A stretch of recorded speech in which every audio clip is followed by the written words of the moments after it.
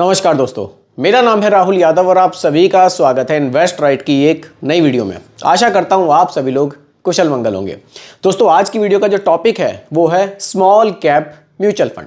देखिए, ये जो सीरीज चैनल पर कंटिन्यू है, आप इस सीरीज को बिल्कुल भी मिस मत कीजिएगा। डेली आपको दोपहर के 2 बजे यहाँ वीडियो देखने को मिलेगी और यहाँ मैं म्यूचुअल फंड की सभी कैटेगरीज को धीरे धीरे बिल्कुल सिंपल भाषा में आप लोगों तक पहुँचाने की पूरी कोशिश कर रहा हूँ, क्योंकि काफ़ी लोग थे जो म्यूचुअल फंड को थोड़ा सा बेसिक से समझना चाहते थे। अगर आपको लगता है कि ये वीडियो किसी के लिए काम आ सकती है, किसी के लिए हेल्पफुल हो सकती है, तो प्लीज़ आप इस वीडियो को उनके साथ शेयर ज़रूर कीजिएगा। देखिए, सभी लोगों को जानकारी नहीं है। कई बार मैं अपनी वीडियोस में बताता था, कोई पोर्टफोलियो बताता था कि फ्लेक्सी कैप में 15% डाल दीजिए, मिड कैप में 20% डाल दीजिए। तो लोग कंफ्यूज हो जाते थे कि मिड कैप में मैं 20% डाल दूं, लेकिन मिड कैप मेरे पैसे को निवेश कहाँ करेगा, रिस्क इसमें कितना है, कितने रिटर्न्स मुझे मिल सकते हैं।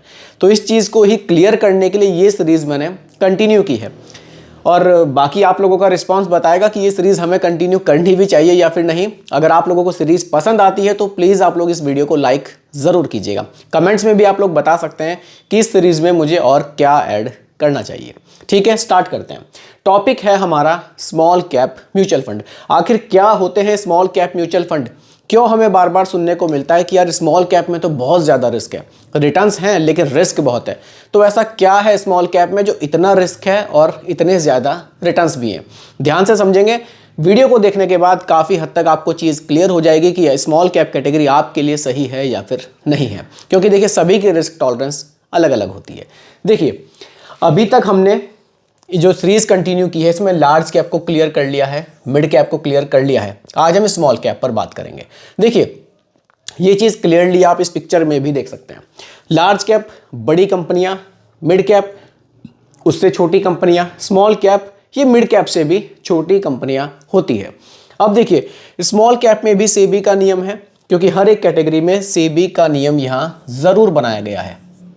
सेबी ये जो रेगुलेटरी है इसने यहाँ नियम बनाया हुआ है। अब क्या नियम यहाँ सेबी का क्या नियम है? सेबी का नियम यहाँ ये है कि अगर आप स्मॉल कैप में पैसा इन्वेस्ट कर रहे हैं, वो पैसा आपका फंड मैनेजर के पास जा रहा है, तो फंड मैनेजर को यहाँ रेस्ट्रिक्शंस हैं। यहाँ फंड मैनेजर क्या करेंगे, मिनिमम जो 65% हिस्सा होगा आपके पैसे का, उसको कहाँ निवेश करेंगे? उसको स्मॉल कैप में ही निवेश करेंगे। स्मॉल कैप स्टॉक्स में कौन से होंगे स्मॉल कैप स्टॉक्स? जिनको आप अगर रैंकिंग वाइज देखें तो ये 251 से आगे के स्टॉक्स होंगे।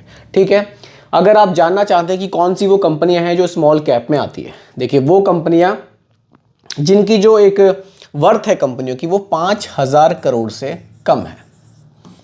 ठीक है, 5,000 करोड़ से जो छोटे साइज की कंपनियां हैं वो स्मॉल कैप में आती हैं। तो आपका जो मैक्सिमम निवेश होगा, मैक्सिमम मतलब मिनिमम 65% का जो निवेश होगा वो उन्हीं स्टॉक्स में किया जाएगा। देखिए, यहाँ सेबी ने क्या किया है ना, सभी कैटेगरीज को अलग अलग किया है ताकि कुछ भी मिक्स ना हो। अगर आप स्मॉल कैप में निवेश कर रहे हैं तो आपका पैसा स्मॉल कैप स्टॉक्स में निवेश होना चाहिए। थोड़ी सी फ्लेक्सिबिलिटी फंड मैनेजर को ये दी गई है कि आप ठीक है 65% आपको स्मॉल कैप में लगाना ही होगा। बाकी का जो आपके पास 35% हिस्सा बचेगा, आप उसको चाहें तो लार्ज कैप में इन्वेस्ट कर लीजिए, आप उसको चाहें तो मिड कैप में कर लीजिए, आप उसको चाहें तो किसी भी large cap, mid cap, small cap, मतलब कहीं भी आप इसको निवेश अपनी मर्जी से कर सकते हैं। यहाँ ये फंड मैनेजर को फ्लेक्सिबिलिटी दी गई है, इसको वो अपनी मर्जी से निवेश कर सकते हैं। तो ये स्मॉल कैप में, अब इसको भी समझते हैं कि रिस्क इसमें इतना ज़्यादा क्यों है। देखिए, जब पैसा छोटी कंपनी में निवेश होगा तो रिस्क ऑटोमेटिकली बहुत ज़्यादा हो जाएगा। अब हमने लार्ज कैप पर बात करी थी, लार्ज कैप यानी कि टॉप 100 कंपनियां। अब जब इंडिया की टॉप 100 कंपनी में आपका पैसा लगेगा तो जाहिर सी बात है कि रिस्क वहाँ कम रहेगा। उसके बाद आता है मिड कैप, अगली 150 कंपनियां। मिड कैप स्मॉल कैप से बड़ी कंपनियां और लार्ज कैप से छोटी कंपनियां। तो रिस्क वहाँ लार्ज कैप के मुकाबले बढ़ जाएगा क्योंकि कंपनियों का साइज थोड़ा सा छोटा हो जाएगा। लेकिन जब हम मिड कैप से भी आगे बढ़ते हैं और स्मॉल कैप पर आते हैं तो वहाँ कंपनियों का साइज और भी छोटा हो जाता है। छोटे छोटे स्टार्टअप भी होते हैं, कुछ स्टॉक्स होते हैं जिनमें म्यूचुअल जो फंड मैनेजर होते हैं हमारे, वो चूज़ करते हैं कि यार इन स्टॉक्स में पैसा लगाना चाहिए, इनमें अभी ग्रोथ के चांसेस हैं, तो वो उन्हें को चूज़ करके उनमें हमारे पैसे को निवेश करते हैं। तो यहाँ कई बार रिस्क बहुत ज़्यादा हो जाता है। हो सकता है कुछ ऐसे स्टॉक्स फंड मैनेजर पिक कर ले जिनमें बहुत दिन तक आपको रिटर्न्स देखने को ना ही मिले। इसीलिए स्मॉल कैप में रिस्क बहुत ज़्यादा माना जाता है। अब रिटर्न्स यहाँ ज़्यादा क्यों बनते हैं उसको भी देख लेते हैं। देखिए, मान लीजिए कोई 30,000 40,000 करोड़ की कंपनी है, उसको आपका पैसा डबल करने में बहुत टाइम लग जाएगा, क्योंकि वो वेल स्टेबलाइज्ड कंपनी है, बहुत बड़ी कंपनी है। उनकी जो ग्रोथ होती है ना वो स्लो होती है, लेकिन स्टेबिलिटी रहती है। अगर हम स्मॉल कैप कंपनियों को देखें, छोटी कंपनियां होती है, मान लीजिए कोई कंपनी ही 2000 करोड़ की है, तो उसमें चांसेस बहुत हैं दुगना तिगना चौगुना बहुत जल्दी होने के, क्योंकि वो नए नए आइडियाज़ के साथ कुछ काम करती हैं। कई बार वो बहुत तेज़ी से अपने पैसे को 2 गुना 4 गुना 10 गुना तक कर देती हैं। इसीलिए स्मॉल कैप में रिटर्न्स के जो चांसेस हैं ना वो भी बहुत ज़्यादा होते हैं। लेकिन जब भी मार्केट में करेक्शंस आते हैं तो सबसे ज़्यादा जो गिरता है ना वो स्मॉल कैप ही हमें गिरता हुआ दिखाई देता है। अब इसको मैं एक एग्जांपल से भी आपको यहाँ समझाऊंगा कि मार्केट में जब गिरावट आती है तो स्मॉल कैप ज़्यादा गिरता है, लेकिन ओवरऑल लंबे टाइम में हमें रिटर्न्स स्मॉल कैप से कैसे मिलते हैं। एक चीज़ आप और क्लियर कर लीजिए, अगर आप स्मॉल कैप में निवेश कर रहे हैं तो आप मानकर चलिए कम से कम आप 8 से 10 साल या उससे ज़्यादा समय के लिए निवेश करेंगे, तब आपके लिए स्मॉल कैप ज़्यादा बढ़िया हो सकता है। क्योंकि बाजार का जो उतार चढ़ाव है ना, इसमें स्मॉल कैप बहुत ज़्यादा आपको गिरता हुआ और बढ़ता हुआ दिखाई देगा। जब मार्केट अच्छा होता है तो स्मॉल कैप रिटर्न्स भी बहुत शानदार बना कर देता है, लेकिन जब मार्केट गिरता है तो यहाँ रिटर्न्स जो नेगेटिव में जाते हैं सबसे तेज़ हमें स्मॉल कैप के ही जाते हुए दिखते हैं। लेकिन इसमें भी एक ऑप्शन है फंड मैनेजर के पास। ठीक है, आपने 65% हिस्सा स्मॉल कैप में लगा रखा है, लेकिन जो बाकी का 35% हिस्सा है उसको फंड मैनेजर अगर लार्ज कैप में थोड़ा सा निवेश करते हैं, थोड़ा सूझबूझ के साथ निवेश करते हैं, तो आपके रिटर्न्स को उतना तेज़ी से वो गिरने भी नहीं देंगे। ठीक है, ये होता है स्मॉल कैप म्यूचुअल फंड। चलिए एग्जांपल से आपको समझाता हूँ। देखिए, ये स्मॉल कैप म्यूचुअल फंड्स हैं। यह एग्जांपल के लिए हम कोई भी एक स्मॉल कैप म्यूचुअल फंड ले लेंगे। मान लीजिए SBI स्मॉल कैप हम ले लेते हैं जस्ट एग्जांपल के लिए।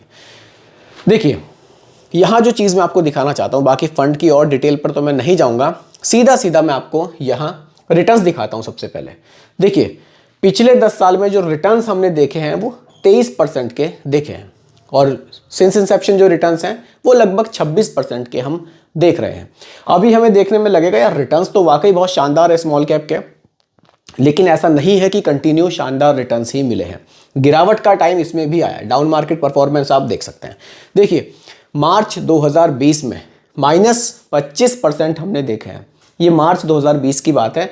एक महीने में कितनी ज़्यादा गिरावट हमने देखी है। उसके बाद फरवरी 2022 में हमने देखी है -4.7 है, मई 2022 में हमने देखा है। इस तरह से हमने गिरावट भी इसमें देखा है फंड में कि काफ़ी ज़्यादा हमें देखने को मिली है। देखिए, किसी भी फंड को देखने के लिए स्मॉल कैप कैटेगरी आप देख रहे हैं तो इन चीज़ों को ज़रूर ध्यान रखिए कि हमेशा कंटिन्यू कोई भी फंड अच्छे रिटर्न्स नहीं देता है, उसमें गिरावट ज़रूर आती है। जैसे कि small cap fund SBI small cap, सबसे बड़ी गिरावट हमने मार्च 2020 में देखी थी। कोरोना का टाइम था तो बहुत तेज़ी से ये फंड हमें गिरता हुआ दिखाई दिया था, लेकिन आप इसकी अप मार्केट परफॉर्मेंस भी चेक कर सकते हैं। नवंबर 2020 में ही इसने 14.16% के पॉजिटिव रिटर्न्स भी दिए थे। तो देखिए, कहने का मतलब ये है कि स्मॉल कैप कैटेगरी है, बहुत ज़्यादा वोलेटाइल है, लेकिन अगर आप लंबे समय के लिए निवेश कर रहे हैं तो आपको रिटर्न्स भी यहाँ से अच्छे मिल सकते हैं। लेकिन इस चीज़ का ज़रूर ध्यान रखिए, अपने रिस्क टॉलरेंस को आप ज़रूर ध्यान में रखिएगा जब भी स्मॉल कैप में निवेश करेंगे कि ये छोटी कंपनियों में पैसे को निवेश कर रहा है तो मैं एक वेरी एग्रेसिव इन्वेस्टर हूँ, मतलब मैं बहुत ज़्यादा रिस्क लेने के लिए तैयार हूँ, तभी मैं स्मॉल कैप में निवेश करूँ।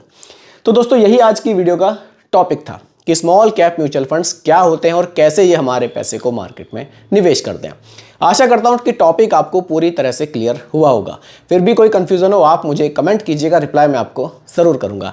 बाकी रिकमेंडेशन नहीं है, केवल एजुकेशनल पर्पस वीडियो आप लोगों के लिए बनाई गई है। वीडियो कैसी लगी कमेंट में ज़रूर बताइएगा, पसंद आई हो तो लाइक शेयर भी कीजिएगा, और मेरे चैनल पर अगर आप नए हैं इसको भी सब्सक्राइब आप ज़रूर कीजिएगा।